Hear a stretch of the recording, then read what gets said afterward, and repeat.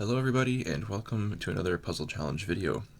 We're in the middle of the week, and this is our last easy puzzle of the week, so this will be the last one targeted at players that are more in the beginner range, below 1,000 rating. And this is actually from the game we were looking at yesterday, except it's the very end of the game. It's the last move of the game, so that should be a pretty big hint. So it's black to play and win here.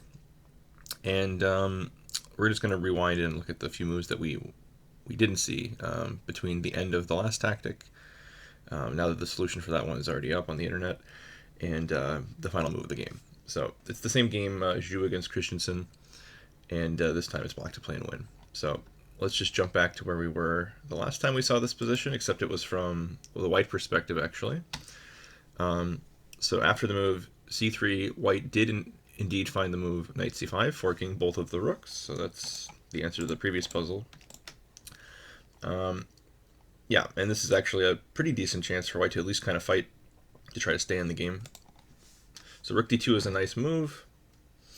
If you saw this when you were solving, good job protecting this rook, gaining a tempo, so that at least if knight takes b7, the knight takes back. Black's still doing pretty well there, because they got the passed pawn and the rook plus the knight. So it's still very tricky. Here the move rook a1 was played, which is definitely not the best way to go about it, because it hangs f2 with check. So now the white king is also exposed to danger. If we go back to this moment, definitely white should grab the material. Knight takes b7. And probably the best chance for black here is also just to take the material and go knight takes b7 back.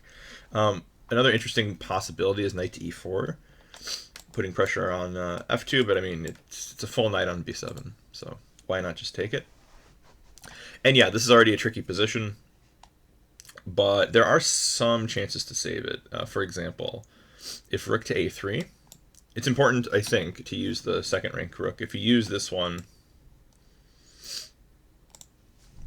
then after c2, the problem becomes that the promotion to queen is going to lead to a discovered attack. So if I were to play the move rook c3, trying to prevent the queen, this actually doesn't work, because now both of the rooks are hanging. So that's kind of a weird tactic, but it's actually important which rook you use. And the only other way to try to stop it would be to go here, but then rook d1 simply, or like in the game, rook takes f2 check would also be decisive. So yeah, it's like I said earlier, it's very tricky, even though white managed to win a whole, win the rook on b7.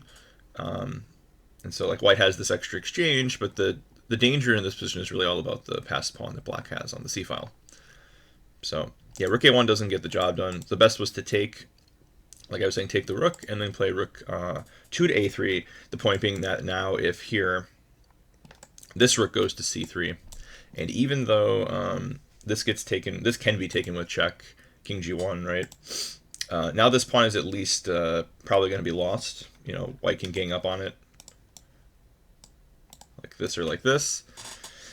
In which case, still I think all the winning chances have to be with black, because black's going to have, at that point, what, 3 pawns for the exchange, which is a lot of pawns. So it's definitely a 2-result game in black's favor. Plus, not to mention that, also the white king is cut off along the second rank. So, I mean, black's definitely the one pushing. But for sure this would give white chances to at least draw if the rooks stay active. Especially if white can change a pair of rooks and then get rid of this a pawn, then it should be relatively safe. Alright, so that's the way to draw, or at least to try to draw. I mean, probably black, like I said, still has very good winning chances in that case, but that's the way to do it.